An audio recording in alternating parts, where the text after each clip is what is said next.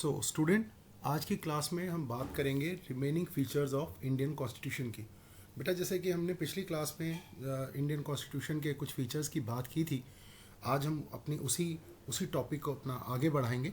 तो हमारा जो नेक्स्ट फीचर हम पढ़ने जा रहे हैं बेटा, वो है इंडिपेंडेंट जुडिशरी।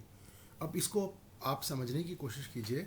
हमारा कॉन्स्टिट्यूशन इस बात का प्रोविज़न करता है कि हमारी जुडिशरी इंडिपेंडेंट रहेगी। इंडिपेंडेंट जुडिशरी की क्या इंपॉर्टेंस होती है बेटा, ये हम सभी जानते हैं, क्योंकि जिस देश में जुडिशरी इंडिपेंडेंट नहीं होती, वहाँ लोगों के राइट्स, फंडामेंटल राइट्स जो है वो बहुत जल्दी खतरे में आ जाते हैं। लोगों के फंडामेंटल राइट्स गवर्नमेंट उनसे छीन लेती है, क्योंकि अगर जुडिशरी इंडिपेंडेंट नहीं होगी तो एग्जीक्यूटिव को और लेजिस्लेचर को टोकने वाला कोई नहीं रहेगा, उनको चेक करने वाला कोई नहीं होगा, और दोनों जो ऑर्गन्स हैं गवर्नमेंट के वो इसका बेनिफिट ले सकते हैं। इसीलिए इंडिपेंडेंट जुडिशरी का होना बहुत ज़रूरी है। इसी बात को ध्यान में रखते हुए हमारे कॉन्स्टिट्यूशन मेकर्स ने हमारे यहाँ एक इंडिपेंडेंट जुडिशरी की व्यवस्था की है, उसका अरेंजमेंट किया है। आर्टिकल 76 हमारे इंडियन कॉन्स्टिट्यूशन का वो इस बात को एक्सप्लेन करता है कि किस तरह हमारी जुडिशरी इंडिपेंडेंट होगी और जजेस के ऊपर किसी तरह का कोई प्रेशर नहीं होगा। बेटा, यहाँ फिर से आपको एक बात ध्यान रखनी ज़रूरी है कि अगर डेमोक्रेसी में राइट्स को सेफ रखना है, माइनॉरिटीज़ को सेफ रखना है, उनके राइट्स को प्रोटेक्ट रखना है, लोगों के राइट्स को प्रोटेक्ट रखना है, तो एक इंडिपेंडेंट जुडिशरी का होना बहुत ज़रूरी है। और kudos to our constitution makers, जिन्होंने इस बात को समझते हुए हमारे लिए एक इंडिपेंडेंट जुडिशरी का अरेंजमेंट किया। अब इसके बाद नेक्स्ट फीचर आता है बाय कैमरल लेजिस्लेचर। बेटा, बाय कैमरल लेजिस्लेचर बहुत आसान है इसको समझना। हमारे कॉन्स्टिट्यूशन का आर्टिकल 79 इस बात का प्रोविज़न करता है कि भारत में एक द्विसदनीय व्यवस्थापिका होगी, या अगर हम यूं कहें कि एक ऐसा लेजिस्लेचर होगा जिसमें दो हाउसेज होंगे, दो सदन होंगे। जैसे हम बेटा पार्लियामेंट की बात करें तो पार्लियामेंट में आप सभी जानते हैं हमारे पास दो हाउसेज हैं। एक जिसको हम कहते हैं हाउस ऑफ स्टेट्स यानी राज्यसभा, उसको द अपर हाउस भी कहा जाता है, और दूसरा जिसे हम कहते हैं the house of the people या लोकसभा, उसे द लोअर हाउस भी कहा जाता है। तो इस तरह हमारे यहाँ पर दो हाउसेज हैं। और ये भी बात आपको ध्यान रखनी है, आपने ये छोटी क्लासेस में भी पढ़ा था बेटा, अभी भी आपको ये बात ध्यान में रखनी है कि जो लोकसभा है वो ज़्यादा पावरफुल है रादर देन राज्यसभा के। ऐसा क्यों है? बहुत सारे स्टूडेंट्स के दिमाग में ये क्वेश्चन आता है कि सर ऐसा क्यों होता है कि लोकसभा को ज़्यादा पावर्स क्यों हैं, राज्यसभा को पावर क्यों नहीं है तो दोनों पार्लियामेंट के पार्ट। तो बेटा, उसका बिल्कुल सीधा सिंपल सरल आंसर है, और वो ये है कि लोकसभा लोगों को रिप्रेजेंट करती है डायरेक्टली, और राज्यसभा इनडायरेक्टली उसका सिलेक्शन होता है।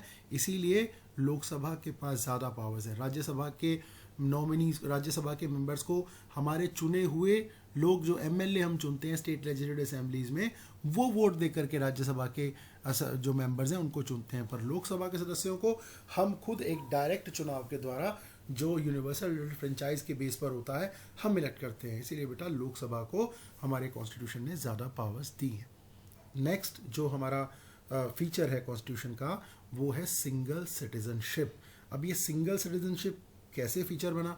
देखो बेटा, हमारे भारत में आज की डेट में 28 स्टेट्स हैं और यूनियन टेरिटरीज़ हैं। तो बेटा, हम भारत के किसी भी हिस्से में क्यों ना रहें, हम अरुणाचल प्रदेश में रह रहे हों, हम उड़ीसा में रह रहे हों, हम त्रिपुरा में रह रहे हों, हम गोवा में रह रहे हों, हम दिल्ली में रह रहे हों, हम भारत के ही नागरिक कहलाएंगे। हमारा कॉन्स्टिट्यूशन ये कहता है कि हम सिर्फ और सिर्फ भारत के नागरिक हैं, हम स्टेट के नागरिक नहीं हैं, हम भारत के नागरिक हैं। हमें नागरिकता एक मिलेगी, और वो नागरिकता हमें मिली हुई है अपने देश की। अमेरिका में ऐसा नहीं है। मैं आपको इसलिए समझा रहा हूँ, इसलिए एग्जांपल दे रहा हूँ, ताकि आपको ये मीनिंग जो है वो ज़्यादा क्लियर हो जाए। अमेरिका में अगर आप सपोज आप ओहायो स्टेट में रहते हैं, तो वहाँ आपके पास दोहरी नागरिकता है। आप ओहायो स्टेट के भी नागरिक हैं और आप यूनाइटेड स्टेट्स ऑफ अमेरिका के भी नागरिक हैं। लेकिन भारत में ऐसा नहीं है। भारत में आप किसी भी स्टेट, यूनियन टेरिटरी कहीं भी रहे, अगर आप भारत के ही नागरिक माने जाएंगे। तो हमारा कॉन्स्टिट्यूशन इस बात का प्रोविज़न करता है कि इंडियन कॉन्स्टिट्यूशन को जो है वो सिर्फ और सिर्फ पूरे देश की सिटीजनशिप मानी जाएगी। Indian constitution does not recognize state citizenship. Unlike America, Indian constitution इसको रिकॉग्नाइज नहीं करता। आई होप ये पॉइंट आपको समझ में आया होगा। नेक्स्ट पॉइंट, जो नेक्स्ट फीचर, वो है हमारा जुडिशियल रिव्यू। अब ये जुडिशियल रिव्यू क्या है? देखो बेटा, अभी हमने ऊपर बात करी एक इंडिपेंडेंट जुडिशरी की, उसी से जुड़ा हुआ ये फीचर है कि हमारी जुडिशरी के पास हमारे कॉन्स्टिट्यूशन ने इतनी पावर्स दी हैं कि हमारी जो हमारा जुडिशियल सिस्टम है, वो अगर लेजिस्लेचर के बनाए किसी एक्ट में, किसी कानून में कोई खामी देखता है, कोई कमी देखता है, या उसको ऐसा लगता है कि ये भारतीय नागरिकों के लिए अच्छा नहीं है, तो वो उसको रिव्यू करके कैंसिल भी कर सकता है। तो अगर हम इसको कुछ ऐसे समझें, पार्लियामेंट जो है कॉन्स्टिट्यूशन के अंडर एक सोवरेन बॉडी नहीं है। Supreme court can strike down the acts passed by the parliament. हमारे सुप्रीम कोर्ट के पास ये पावर है कि वो पार्लियामेंट के बनाए किसी भी कानून को निरस्त कर सकता है, कैंसिल कर सकता है, उसको जो है वो इम्प्लीमेंट होने से रोक सकता है। This power of the supreme court extends to the orders issued and laws passed by the state legislatures also. यानी ये सिर्फ और सिर्फ सेंट्रल गवर्नमेंट की बात नहीं है, ये सिर्फ पार्लियामेंट कोई कानून बना दे, सुप्रीम कोर्ट सिर्फ उसी को नहीं रोक सकता। Supreme court state legislative assemblies के अगर कोई एक्ट जो है वो एंटी पीपल उसको लगता है, तो वो उसको भी रोक सकता है। देखो बेटा, कितना इम्पोर्टेंट ये जो है वो हमारे पास प्रोविज़न किया गया है, हमारे कॉन्स्टिट्यूशन मेकर्स ने इस जुडिशियल रिव्यू का प्रोविज़न किया है। ये कितना वो खूबसूरत जो है वो हमें अधिकार एक तरह से दिया गया है, क्योंकि अगर जुडिशियल रिव्यू की पावर हमारे पास नहीं हो तो जुडिशरी इनएक्टिव रह जाएगी, जुडिशरी कुछ कर नहीं पाएगी। लेकिन जुडिशरी जो है उसको जुडिशियल रिव्यू के द्वारा स्पेशल पावर्स दी गई हैं ताकि वो लेजिस्लेचर के किसी भी खराब कानून को इम्प्लीमेंट होने से रोक सके। और ये सारा जो प्रोसेस है वो डिटेल्ड उसकी एक्सप्लेनेशन दी गई है आर्टिकल 13, आर्टिकल 32 और आर्टिकल 136 में। अब बारी आती है नेक्स्ट हमारे फीचर की, जो है rule of law. Rule of law ये बहुत आसान है इस बात को समझना, यानी भारतीय संविधान, इंडियन कॉन्स्टिट्यूशन इंडिया में लॉ को अबव ऑल रखता है। ये जो है इसका मतलब ये है कि in India law is supreme and it is the law which rules over the people. So long as a citizen obeys the laws, he need not to be afraid of any individual. Means law सबसे ऊपर है, law से ऊपर कुछ नहीं। कोई post, कोई person, कोई ग्रुप ऑफ पर्सन, कोई कंपनी, कोई इंडस्ट्री, कोई बहुत ही बड़ी कोई भी पोस्ट पर बैठा कोई व्यक्ति, कोई बहुत पॉपुलर व्यक्ति, कोई भी लॉ से ऊपर नहीं है। सबको कानून के सामने बराबरी हासिल है और सब अकॉर्डिंग टू लॉ एक्ट करते हैं, इससे बाहर रह करके काम नहीं करते। आई होप ये पॉइंट आपको समझ में आया होगा। अब बात करते हैं बेटा हमारे नेक्स्ट फीचर की, जो है एडल्ट फ्रेंचाइज। अभी एडल्ट फ्रेंचाइज को हम कैसे समझेंगे? ये हम 6th क्लास से पढ़ते आ रहे हैं बेटा। एडल्ट फ्रेंचाइज का मतलब यही होता है कि जो 18 साल से ऊपर की उम्र का या 18 वर्ष जिसको आयु हो चुकी है, वह व्यक्ति वोट डालने के लिए एलिजिबल है। भारत में वो व्यक्ति अपने वोट के अधिकार का प्रयोग कर सकता है जिसकी आयु 18 वर्ष की हो चुकी है।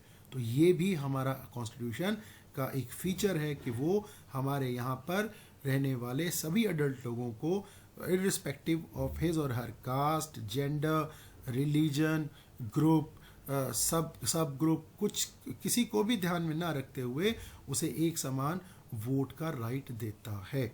इसके बाद बेटा हमारा जो नेक्स्ट फीचर कॉन्स्टिट्यूशन का बनता है वो है हमारा जॉइंट इलेक्टोरेट सिस्टम। अब इसे हमें थोड़ा सा ध्यान और ऐड करना पड़ेगा इसको समझने के लिए। देखो बेटा, हमारे यहाँ पर जो सिस्टम इम्प्लीमेंट है वो है जॉइंट इलेक्टोरेट सिस्टम, यानी संयुक्त निर्वाचन प्रणाली। अंग्रेज़ों के टाइम पर, ब्रिटिशर्स के कॉलोनियल पीरियड में, उन्होंने इस तरह की एक चाल चली थी कि भारतीयों में फूट कैसे डाली जाए। तो उन्होंने एक नई चीज़ इंट्रोड्यूस की थी, सेपरेट इलेक्टोरेट सिस्टम। ये क्या था बेटा? आपने हिस्ट्री में पढ़ा होगा, 10th में भी पढ़ा था कि जो अंग्रेज़ थे उस टाइम पर 1930s के राउंड अबाउट उनके दिमाग में ये आइडिया आया कि भारतीयों को मानसिक तौर पर तोड़ने के लिए कुछ नया किया जाए। तो उन्होंने ये नया जो था एक मेथड अडॉप्ट किया, इसको नाम दिया गया सेपरेट इलेक्टोरेट सिस्टम। यानी अगर हम बात करें हिंदुओं की, तो अंग्रेज़ों ने इस तरह का प्रोविज़न किया कि हिंदुओं में सब कास्टें जैसे ब्राह्मण, बनिया, क्षत्रिय, वैश्य, ये सब लोग अपने अलग अलग प्रतिनिधि चुनेंगे। यानी ब्राह्मण अगर वोट देगा तो वो सिर्फ ब्राह्मण अपना प्रतिनिधि चुनेगा, रिप्रेजेंटेटिव चुनेगा। अगर क्षत्रिय वोट देगा तो फिर वो सिर्फ अपना क्षत्रिय प्रतिनिधि चुनेगा। इसे कहा गया सेपरेट इलेक्टोरल सिस्टम। लेकिन हमने आज़ादी के बाद इसको टोटली रिजेक्ट कर दिया। इस सिस्टम को हमने बिल्कुल ही मना कर दिया और हमने उसकी जगह, हमारे कॉन्स्टिट्यूशन मेकर्स ने सिलेक्ट किया जॉइंट इलेक्टोरेट सिस्टम। यानी अब जब आप 18 वर्ष के होने के बाद चुनाव में वोट डालने जाते हो तो आप किसी एक कैंडिडेट को वोट डालते हो और आप ही की तरह उस पूरे कॉन्स्टिट्यूएंसी में रहने वाले, उस पूरे निर्वाचन क्षेत्र में रहने वाले लोग, चाहे वो किसी धर्म को मानते हो, किसी जाति को मानते हो, किसी रंग के हो, किसी जेंडर के हो, लेकिन वो सभी के सभी एक वोट डालते हैं जिसकी वैल्यू एक होती है और किसी एक कैंडिडेट को चुनते हैं। वो जो कि उनकी जाति का हो ना हो कोई फर्क नहीं पड़ता, उनके धर्म का हो ना हो कोई फर्क नहीं पड़ता। तो इस सिस्टम को कहा जाता है जॉइंट इलेक्टोरेट सिस्टम। ये भी हमारे कॉन्स्टिट्यूशन का हमें दिया हुआ एक फीचर है। इसके बाद नेक्स्ट फीचर हमारे कॉन्स्टिट्यूशन का अनटचेबिलिटी एबॉलिश्ड। अब ये अनटचेबिलिटी जो है, हम सभी पढ़ते आ रहे हैं कि अनटचेबिलिटी भारतीय समाज की एक बहुत बड़ी बुराई थी जो सदियों से हमारे समाज को घेरे हुए थी। जब भारत आज़ाद हुआ और भारत का संविधान लिखा गया तो उस समय हमारे संविधान निर्माताओं के जो सबसे बड़े उनके सामने जो प्रश्न था, जो चिंता थी, वो ये थी कि आने वाले समय में अगर ये प्रथा जारी रही तो भारत सामाजिक तौर पर सोशली भारत अपनी डेवलपमेंट नहीं कर पाएगा। जैसा कि आपने पढ़ा, महात्मा गांधी ने भी कहा था कि ऐसे अगर ये प्रथा जारी रही तो 200 सालों तक आप आज़ाद होने के बारे में और आगे नहीं सोच सकते। तो इसी भावना को सम्मान देते हुए, इसी सामाजिक समरसता को कायम रखते हुए, इसी सोशल इक्वालिटी के बेस पर हमारे कॉन्स्टिट्यूशन मेकर्स ने इस अनटचेबिलिटी को एबॉलिश कर दिया। अब भारत में अनटचेबिलिटी की प्रैक्टिस करना इलीगल माना जाता है।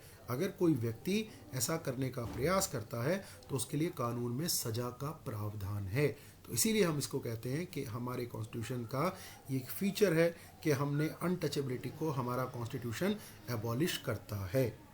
नेक्स्ट आता है बेटा हमारे कॉन्स्टिट्यूशन का feature protection of minorities, scheduled and backward classes.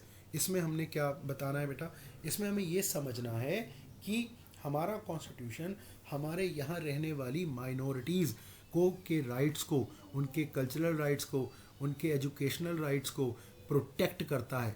उनके हर तरह के राइट्स को प्रोटेक्ट करने की जिम्मेदारी हमारा कॉन्स्टिट्यूशन उठाता है और वो ये जिम्मेदारी हैंड ओवर करता है हमारे देश की सरकार को।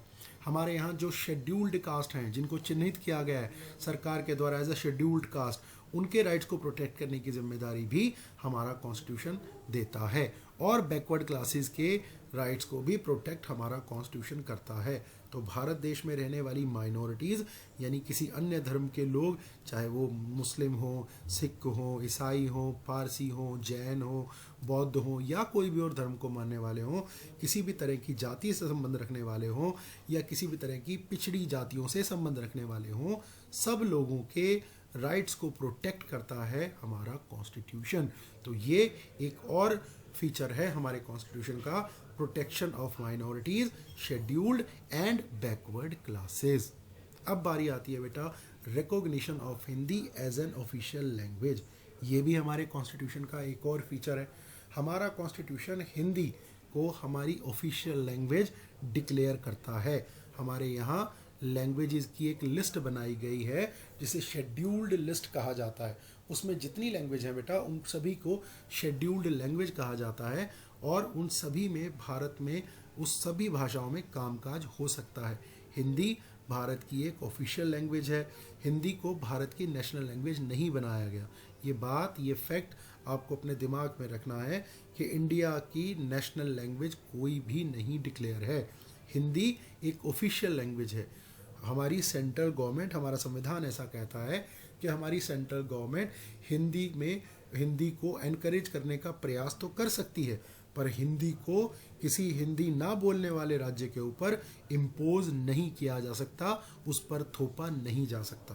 तो ये बात हमें ध्यान रखनी चाहिए। इसके बाद नेक्स्ट फीचर आता है हमारा इमरजेंसी पावर्स। अब बेटा यहाँ पर आपने ये ध्यान में रखना है कि आर्टिकल 352 से लेकर के 360 तक हमारा संविधान हमें ये बताता है कि हमारे देश में कुछ इमरजेंसी पावर्स प्रेसिडेंट को दी गई हैं। ये इमरजेंसी पावर्स कैसे? अगर देश में कोई आपातकाल आता है तो सारी की सारी पावर्स का प्रयोग हमारे देश का प्रेसिडेंट कर सकते हैं। किसकी सलाह पर? Prime minister and his council of ministers की सलाह पर। तो इस तरह से ये हमारे कॉन्स्टिट्यूशन के फीचर्स हैं जो आज हमने पढ़े। हम एक बार फिर से रिपीट करते हैं। सबसे पहले इंडिपेंडेंट जुडिशरी, उसके बाद bicameral legislature, single citizenship, judicial review, rule of law, adult franchise, joint electorate system, untouchability abolished, protection of minorities, scheduled and backward classes, recognition of Hindi as an official language और emergency powers. तो बेटा ये हैं हमारे constitution के features जो हमें याद भी रखने हैं और हमें समझने भी हैं। आई होप आपको ये फीचर्स समझ में आए होंगे और हम अब अगले पीरियड में हम बात करेंगे कि भारत में के जो संविधान है उसे बैग ऑफ बोरोइंग क्यों कहा जाता है, कौन कौन सी अच्छी बातें हमने बाहर के कॉन्स्टिट्यूशन से अपने कॉन्स्टिट्यूशन में इंक्लूड की हैं। Thank you.